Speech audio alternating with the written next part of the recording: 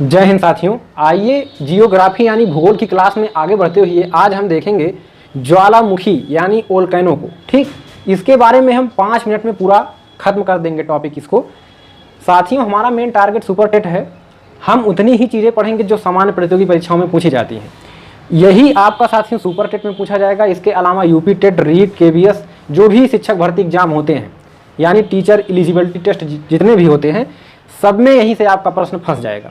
इसके अलावा उत्तर प्रदेश पुलिस हो गया या फिर कोई भी शिक्षक भर्ती एग्जाम हो गया या रेलवे की परीक्षाएं हो गई या एसएससी की छोटी परीक्षाएं हो गई, बड़ी परीक्षाओं में इससे आगे पूछा जाएगा। मैंने जितना बताया उसमें यहीं से आपका प्रश्न फंस जाएगा। साथ ही बड़े चैनल वाले क्या होते हैं कि जो इसके आगे की चीज़ें हैं उसको भी बेकार में पढ़ाते रहते हैं, टाइम खराब कर देते हैं। क्यों टाइम खराब करेंगे भाई? हमें उतनी ही चीज़ें पढ़नी है जो हमारे सिलेबस में है, जो हमसे परीक्षा में पूछा जाएगा। है 2-2 घंटे एक टॉपिक पर तुम पढ़ा रहे हो, क्यों देखेंगे भाई हम तुम्हारी वीडियो? तो ये चीज़ें हैं साथियों, हम उतना ही पढ़ेंगे जितना हमको पढ़ना है। तो आइए देखते हैं, 5 मिनट में ख़त्म करेंगे। पूरा देख के जाना, नीचे जो लिखा है इसी में से प्रश्न फंसेगा साथियों। ठीक, इसी में से प्रश्न फंसेगा, अभी मैं आपको बता दूंगा। इतना ही आपको ध्यान कर लेना है। 100% इसी में से प्रश्न फंस जाएगा आपका। ठीक, कोई भी परीक्षा हो, सामान्य प्रतियोगी परीक्षा, मेन टारगेट सुपर टेट है तो 100% इससे बाहर नहीं आने वाला है। तो चलिए देखते हैं साथियों कि ज्वालामुखी है क्या। साथियों, पृथ्वी के धरातल पर स्थित वह छिद्र, पृथ्वी के धरातल पर स्थित वह छिद्र जिससे मैग्मा, जलवाष्प, गैस इत्यादि निकलता है, ज्वालामुखी कहलाता है। कहीं कहीं साथियों पृथ्वी के अंदर ताप इतना बढ़ जाता है कि वहाँ की चट्टानें पिघल जाती हैं। ठीक, जैसे मान लीजिए ये एक एरिया है, यहाँ के अंदर जो है चट्टानें पिघल गई ताप के कारण, तो क्या होता है कि यहाँ से एक प्रेशर बनता है। यहाँ पर SO2, CO2 यानी कि सल्फर डाइऑक्साइड, कार्बन डाइऑक्साइड जैसी गैसें बनती हैं।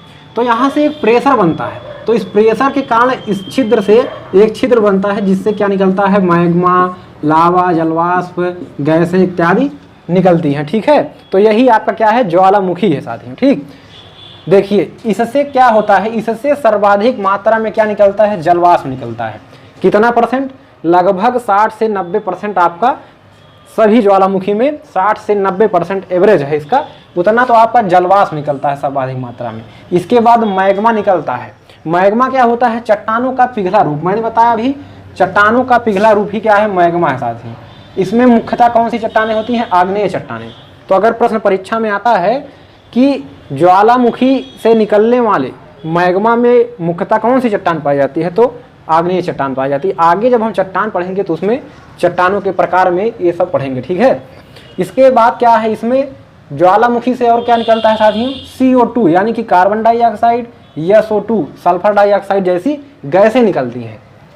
इसके बाद चट्टानों के छोटे छोटे टुकड़े, छोटे बड़े टुकड़े भी निकलते हैं। ठीक, साथियों बहुत बड़ी मात्रा में निकलता है, एकदम पूरा एरिया कवर कर लेता है और एकदम आग की तरह उबलता रहता है। ठीक है, इतनी ताप उसमें, इतना ताप रहता है उसमें। ठीक, अब साथियों देखते हैं ज्वालामुखी का वर्गीकरण। अब यहीं से आपका प्रश्न बनता है, ज़्यादा प्रश्न यहीं से बनते हैं। ज्वालामुखी का वर्गीकरण। ज्वालामुखी साथियों 2 प्रकार से बांटा गया है।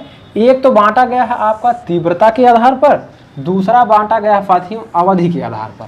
तीव्रता के आधार पर, अवधि के आधार पर। ठीक, तो तीव्रता के आधार पर इससे कम प्रश्न आते हैं। इससे तीव्रता के आधार से सबसे ज्यादा साथियों जो प्रश्न बनता है वो अवधि के आधार पर, जो ज्वालामुखी को बांटा गया है यहीं से प्रश्न बनता है।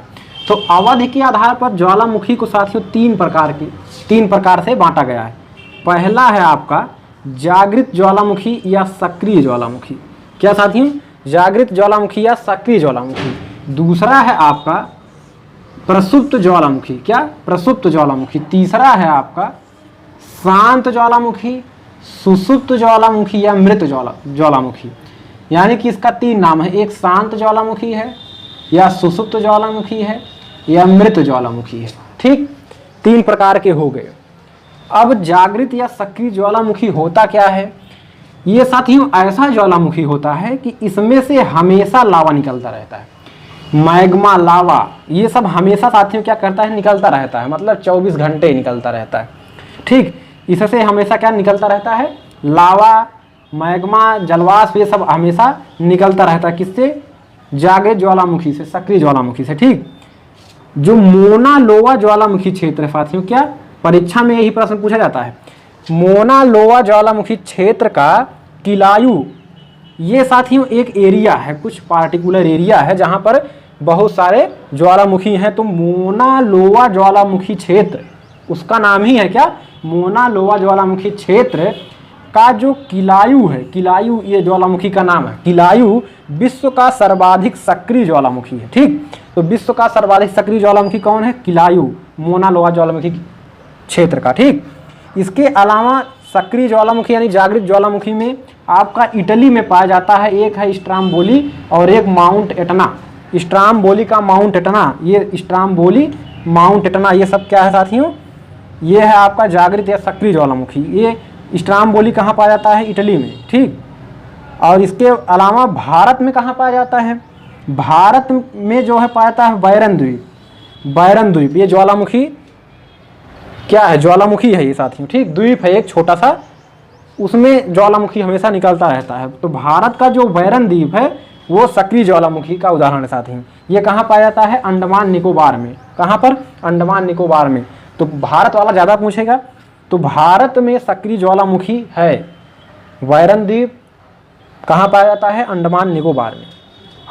प्रसुप्त ज्वालामुखी क्या होता है, लंबे समय तक शांत, एक बार विस्फोट हो गया तो अब बहुत समय तक शांत रहेंगे, ऐसा लगेगा कि यह विस्फोट नहीं होगा, ना कोई ज्वालामुखी यहाँ दोबारा जागृत होगा। लेकिन क्या होता है कि लंबे समय तक शांत रहने के बाद एकाएक साथियों विस्फोट होगा और ये सब आराम से उसमें से निकलने लगेंगे पूरा। और सबसे खतरनाक, अगर पूछा जाए सबसे खतरनाक ज्वालामुखी कौन है, तो प्रसुप्त ज्वालामुखी है, क्योंकि एक बार आता है तो फिर शांत हो जाता है। लेकिन क्या होता है कि जब शांत हो जाता है तो लोग निश्चिंत हो जाते हैं, आना जाना, पशु पेड़ पौधे सब उगना चालू हो जाते हैं वहाँ पर। तो क्या होता है कि जब अचानक जो साथियों इसमें विस्फोट होता है तो सर्वाधिक विनाश कौन करता है, प्रसुप्त ज्वालामुखी। ये है आपका इटली में एक विसुवियस है, कौन, इटली में विसुवियस है, ये आपका प्रसुप्त ज्वालामुखी। इसमें एक बार आएगा फिर कुछ दिन शांत रहेगा फिर अचानक आ जाएगा, इस तरह से। इसके अलावा इंडोनेशिया का क्राकाटोआ है, तो विसुवियस कहाँ पे है, इटली में है। क्राकाटोआ जो प्रसुप्त ज्वालामुखी है, क्राकाटोआ ये इंडोनेशिया में है। इसके अलावा फ्यूजीनामा, क्या, फ्यूजीयामा, फ्यूजीयामा साथियों प्रसुप्त ज्वालामुखी का उदाहरण है। फ्यूजीयामा ये कहाँ पे है, जापान में। और भारत में कहाँ पर है, नारकोंडम, क्या साथियों, नारकोंडम ये आपका अंडमान निकोबार द्वीप समूह पर ही है, भारत वाला। ठीक, तो नारकोंडम कहाँ पाया जाएगा, अंडमान निकोबार द्वीप समूह में। और नारकोंडम किसका उदाहरण है, प्रसुप्त ज्वालामुखी का। आ गया ये शांत सुसुप्त या मृत ज्वालामुखी। इसमें साथियों एक बार यहाँ ज्वालामुखी आया, इसके बाद खत्म हो गया, इसके बाद दोबारा आने की कोई संभावना नहीं है भविष्य में, और ना ही आएगा। ठीक, तो विस्फोट की कोई संभावना यहाँ नहीं रहती है, तो इसे शांत सुसुप्त या मृत ज्वालामुखी कहते हैं। ईरान का साथियों देवबंद है, ईरान में क्या है, देवबंद है, वो आपका शांत ज्वालामुखी का उदाहरण है, सुसुप्त ज्वालामुखी का उदाहरण है, मृत ज्वालामुखी का उदाहरण है। ईरान का देवबंद और एक है कोह सुल्तान। तो आपको याद रखना है कि सुसुप्त ज्वालामुखी के उदाहरण में देवबंद और कोह सुल्तान ये आपके ईरान में पाए जाते हैं। इसके अलावा म्यांमार का पोपा, क्या साथियों, म्यांमार में क्या पाया जाता है, पोपा, ये भी शांत ज्वालामुखी का उदाहरण है। इक्वाडोर का चिम्बराजो, इक्वाडोर का चिम्बराजो ये क्या है साथियों, ये भी आपका शांत सुसुप्त ज्वालामुखी का उदाहरण है। इसके तंजानिया का किलीमंजारो, किलीमंजारो किसका उदाहरण है, शांत सुसुप्त मृत ज्वालामुखी का, ये तंजानिया में पाया जाता है। इसके अलावा देखिए तीव्रता के आधार पर साथियों ज्वालामुखी को दो प्रकार से बांटा गया है। एक है केंद्रीय उद्भेदन वाला ज्वालामुखी, केंद्रीय उद्भेदन वाला ज्वालामुखी, दूसरा है दरारी उद्भेदन वाला ज्वालामुखी। तो केंद्रीय उद्भेदन का ज्वालामुखी है साथियों, इसमें आपके कई टाइप के हैं, कई टाइप के हैं। पहला है आपका हवाईयन टाइप ज्वालामुखी, दूसरा है स्ट्राम्बोलियन टाइप ज्वालामुखी, तीसरा है बाल्कैनो टाइप, चौथा है पिलियन टाइप ज्वालामुखी, चौथा है, पांचवा है क्या साथियों, विसुवियस टाइप ज्वालामुखी। तो हवाईयन टाइप ज्वालामुखी में आपका है उदाहरण में मोना लोवा ज्वालामुखी क्षेत्र जो है क्या है, हवाईयन टाइप ज्वालामुखी। इसमें एक पार्टिकुलर एरिया का, जिसमें चाहे इतने ज्वालामुखी हो, उसकी बात की जा रही है।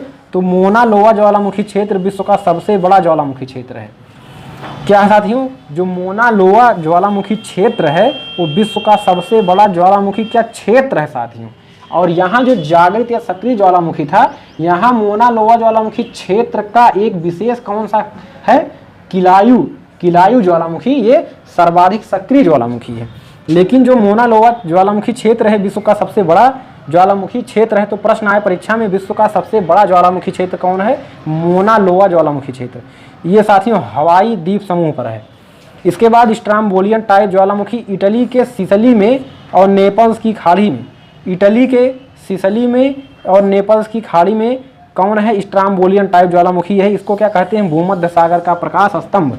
क्यों कहते हैं, क्योंकि इसमें हमेशा साथियों गैस, लावा, राख आदि निकलता रहता है, गैसें हमेशा निकलती रहती हैं, जिसके कारण वहाँ पर हमेशा उजाला रहता है। दिन रात कोई भी हो, वहाँ पर हमेशा प्रकाश रहता है। ठीक, तो इसे भूमध्य सागर का प्रकाश स्तंभ कहते हैं। किसको, इटली के सिसिली में, नेपल्स, इटली में सिसिली में, ठीक, इटली के सिसिली में जो स्ट्राम्बोलियन टाइप ज्वालामुखी है उसी को भूमध्य सागर का प्रकाश स्तंभ कहते हैं। इसके बाद बाल्कैनो टाइप ज्वालामुखी ये कहाँ पर पाया जाता है, इटली में। पिलियन टाइप ज्वालामुखी ये कहाँ पाया जाता है, वेस्ट इंडीज में। विसुवियस टाइप ज्वालामुखी कहाँ पाया जाता है, इटली में। तो बस आपको इतने ही पढ़ना था साथियों। तो उम्मीद है आपको वीडियो जरूर पसंद आया होगा। आगे आपको लगातार वीडियो मिलती रहेगी। अन्य वीडियो प्लेलिस्ट से जाकर जरूर देखें, नीचे लिंक डिस्क्रिप्शन में है। तो अगले वीडियो में मुलाकात होगी, तब तक के लिए नमस्कार।